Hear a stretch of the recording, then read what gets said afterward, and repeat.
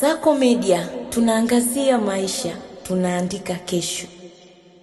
Muingie kwenye dunia ya kazi ndugu zetu wahitimu mkiwa na moyo wa uadilifu, uzalendo na ubunifu. Taifa linawategemea. Tunahitaji wataalamu wanaoweza kutumia elimu kwa manufaa ya wote na wala si maslahi binafsi. Mkatumie taaluma zenu kwa weledi, uadilifu na mfuate sheria.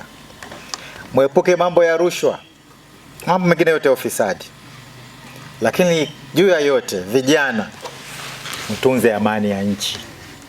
Hii ya nchi ilipofika hapa imetunzwa sana na waasisi wetu, na sisi tuendelee hivyo. Msidanganywe kwamba nyinyi ni kizazi ambacho hakisikii wakubwa, hakina heshima, kinajemlea mambo yao, ni kizazi cha fujo. Hiyo sio kweli. Hizo ni mbinu chafu za mabeberu kuwadanganya mkiamini kuwa nyinyi ni jeshi lingine jipya ambalo sio rasmi, ambalo linafanya mambo kiolela olela. Kwa hiyo vijana, jebusheni na yale maneno kwamba ni generation Z, sijui generation ya fujo. Nyinyi ni watu ambao mmelelewa vizuri, mtakuwa muwe waadilifu, muwe na heshima, muwe na utii kwa wakubwa zenu. Msidanganyike kwamba nyinyi ni watu tofauti na hiyo.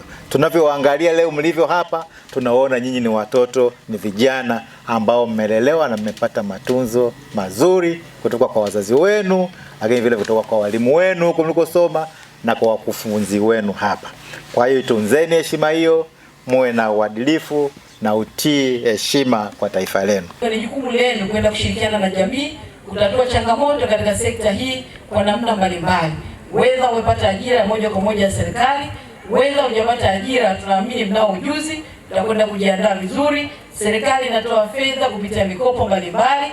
Kama hujapata ajira moja kwa moja, basi ni wajibu wako kujiunda, kutumia taaluma uliyopata katika vikundi mbalimbali, katika mianya mbalimbali ya mikopo ambayo inatolewa, ili muweze kupata fedha, kuanzisha kampuni mbalimbali ambazo zitakwenda kushirikiana na jamii kwa ujumla wake kutatua changamoto katika jamii nzima ambayo.